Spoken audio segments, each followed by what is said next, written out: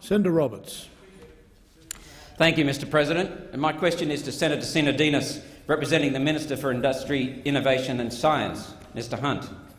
On the 26th of September 2016, the CSIRO made a presentation to me led by its Chief Executive, Dr Larry Marshall, and they provided no empirical evidence that carbon dioxide from human activity affects global climate. Further, Mr Senator Sinodinos, are you aware that CSIRO refused to state there is any danger indicated in the last 200 years of the climate record? Further, they show no empirical evidence of any unusual changes in climate. Further, they have not done their due diligence, and as an example, the Bureau of Meteorology has truncated data, reduced the 1930s warming period and inflated recent temperatures. Would Senator Sinodinos please explain the process by which the government has come to doing its due diligence and the evidence that it relies upon for its current policy on climate? The order. On my left, the Cabinet Secretary representing the Minister for Industry, Innovation and Science. Thank you, Mr President, and I thank the honourable member for his question and for his interest in climate change and climate science. The first point I would make is that as a new member of the chamber, he was afforded the opportunity of a briefing with the CSIRO, a 2-hour scientific briefing in Sydney on the 26th of September 2016, organised at your request. Dr Marshall, as well as senior scientists from CSIRO, made themselves available through Senate estimates to answer additional questions from Senator Roberts.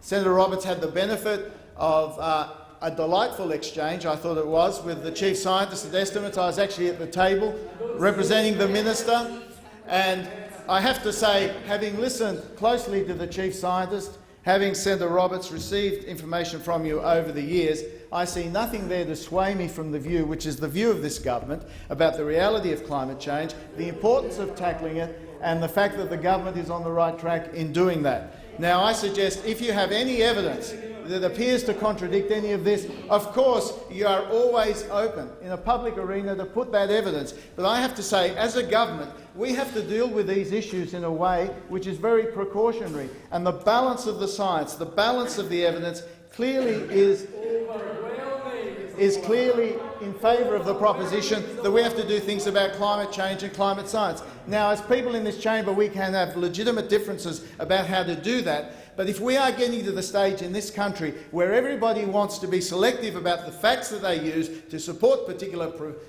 propositions, then I think we are on a very dangerous course. I think it is very important for us as policymakers to understand where the balance of risks lie, and the balance of risks lie in this case on putting our heads in the sand and believing climate change does not exist.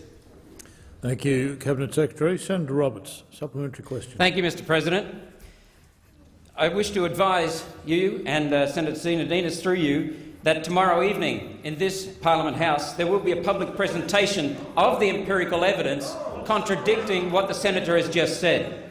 Given that my team of world-leading scientists and I have publicly exposed that, will the government please outline the cost-benefit analysis that it has done for its current climate policies?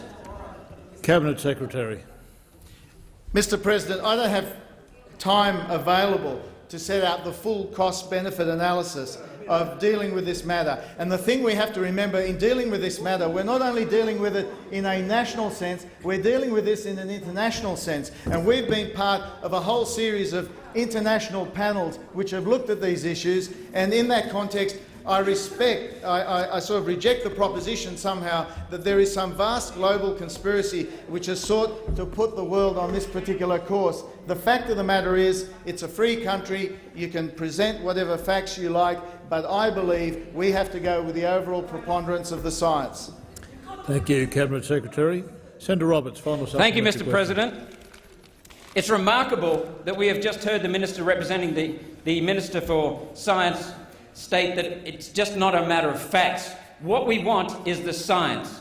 And I want to know why the government, now that he's raised the international issues, why the government has not provided a complete, proper, rigorous and required cost-benefit analysis of the Paris Climate Agreement before foisting it on everyday Australians and Queenslanders.